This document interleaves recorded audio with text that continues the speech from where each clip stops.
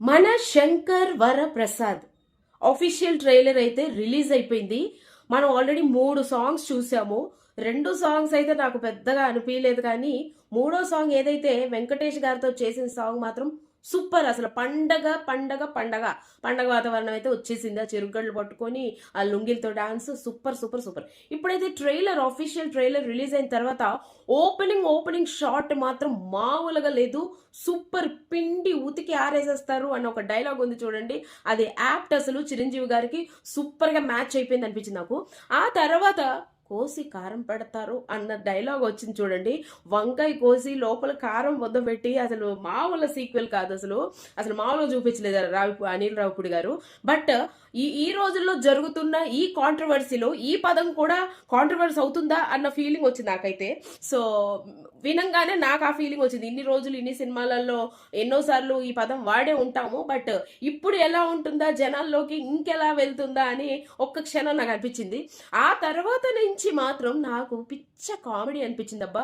BGM కావచ్చు, visual కావచ్చు, fun కావచ్చు, నాకు చాలా ఫన్నీగా అనిపించింది ఫ్రెండ్స్. మరి మీకేమనిపిస్తుందో చెప్పండి. చిరంజీవి గారికి ఆయన యాక్టింగ్ కావచ్చు, ఆయన కామెడీ టైమింగ్ కావచ్చు, అది హైలైట్. అసలు దాని గురించి నేనేం మాట్లాడే అర్హత కూడా నాకు లేదు. బట్ ఈ టైంలో ఈ ఏజ్ సిచ్యువేషన్లో ఇలాంటి ఫన్ అనేది చిరంజీవి గారికి సెట్ కాలేదు అని నాకు అనిపిస్తుంది.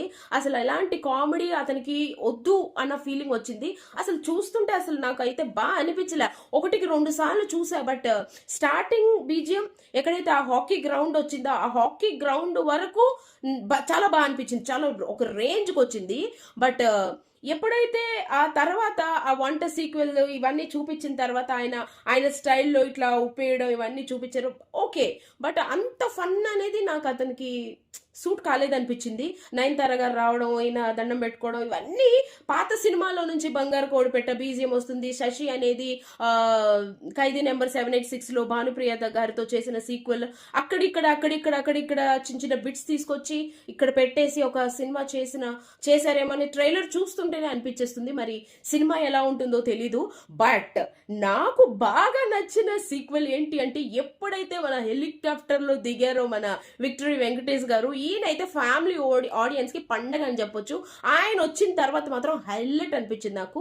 ఆయనకున్న ఫన్ ఇక్కడ జనరేట్ అవ్వలేదు, బట్ చిరంజీవి గారు వెంకటేష్ గారి ముందు తేలిపోయారని నాకు అనిపించింది. మరి మీకేమనిపిస్తుందో కమెంట్ చేయండి. Thank you.